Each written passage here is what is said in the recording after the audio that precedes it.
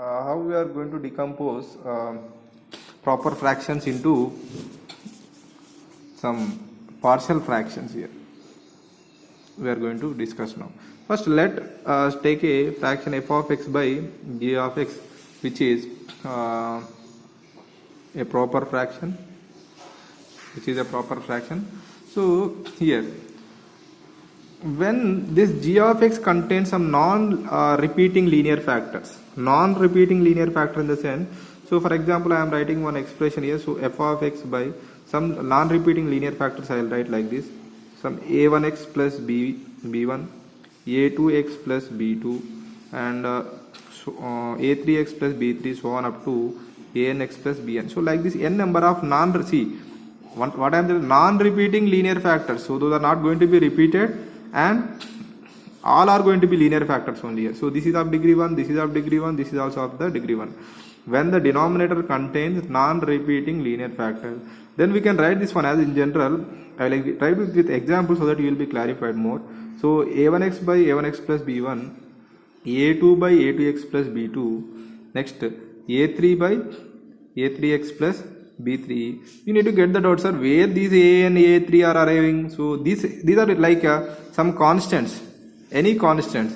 So we can take here a1, a2, a3 or some b1, b2, b3 or some c1, c2, c3. So like this we can write. So I'll write one example so that you will be clarified. So I am going to write x into x plus 3 by x plus 2. So is it a proper fraction or not? Yes. Why it is a proper fraction? Whose denominator degree is greater than the numerator. So don't think that here 1, here 1. Not like that. Actually, the degree of this one will be what? Degree of this one plus this degree of this one. So for example, degree of x power of n into x power 1 is x power of n plus 1. So this degree plus this degree. Degree of x square plus 3 into x plus 1 is, or x power 4 plus 1 is degree of this one. When it is in multiplication, so the degree of this one plus c, x square into x power 4 is what? X power 6. That is the reason I am telling you. So let it be.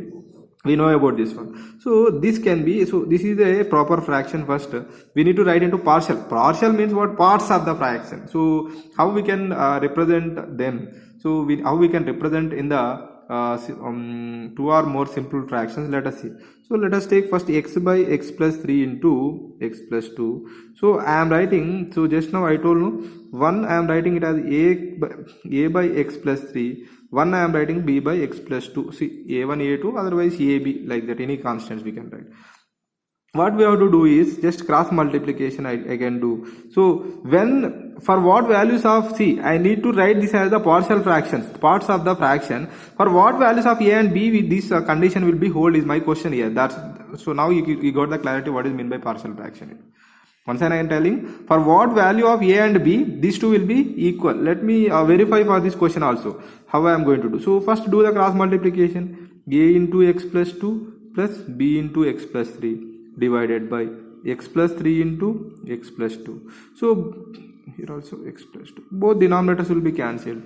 So x will be is equal to ax plus 2a plus 3x plus 3b. So still this can be given as x is equal to ax plus bx. This is ax plus bx plus 2a plus 3b.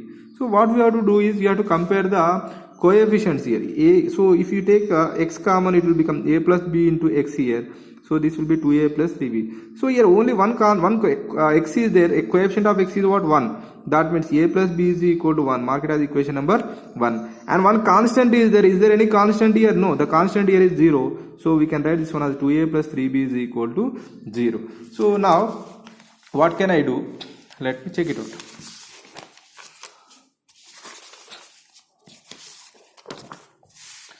Look at here. So there are two conditions here. One is a plus b is equal to 1, 2a plus b is equal 3b is equal to 0. So if a plus b is equal to 1, otherwise you keep the condition like this, a plus b is equal to, once again I am telling, here you need to compare corresponding coefficient. A plus b is 1, 2a plus 3b is, what is the constant here? 0. So from this I can write 2a is equal to minus 3b, a is equal to minus 3 by 2 into b. So this coefficient, that means, so a is equal to minus 3 by 2 into b, we have to replace here. So here minus 3 by 2 into b plus b is equal to 1. See, minus 3b plus b by 2 is equal to 1. So just cross multiplication I have 2b. Cross multiplication I have done. Minus b, minus 3b plus b is what? minus b is equal to 1 into 2 is 2. The value of b is minus 2. So in the same way, what is the first condition? A plus b is equal to 1. The value of b is minus 2 here. So a of minus 2 is a plus of minus 2. A minus 2 is equal to 1. A is equal to 1 plus 2 is 3. So a is 3 and b is minus 2. So now look at here. How we can write the fraction is, look at here. This can be given as a by x plus 3, b by x plus 2. So I can rewrite. Again I will do the simplification so that you will be clarified. So why these two are going to be. What is that? A by x plus 3 plus b by x plus 2. That is x by x plus 3 into x plus 2 can be given as, a is what? 3 by x plus 3 and b is what? Minus 2, plus into minus, minus 2 by x plus 2. So let me manipulate this expression, see, so that you will get this one. So if I simplify this part, see, this can be given as this can be given as the partial fractions as these two I am telling. See, let me simplify so that you will get this only. So 3 into x plus 2, as per that only I have done, 2 into x plus 3 by cross multiplication I have done. X plus, up to here problem is over, just I am verifying. X plus 3 into x plus 2. 3 into x, 3x, 3 2 is 6, minus 2x minus 6 divided by x plus 3 into x plus 2. See, 3 into x, 3x, 3 2 is 6, minus 2x minus 6. 6 and minus 6 will be cancelled. 3x minus 2x is x by x plus 3 into x plus 2. See, you got this or not?